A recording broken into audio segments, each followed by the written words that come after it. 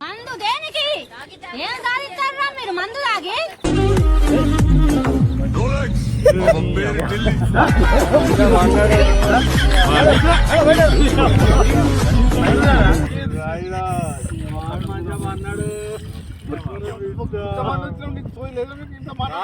బాబాయ్ వాళ్ళు చచ్చిపోయి అనుకుని పోయినట ముసైతాను చచ్చిన నీళ్ళు పోయి నాకు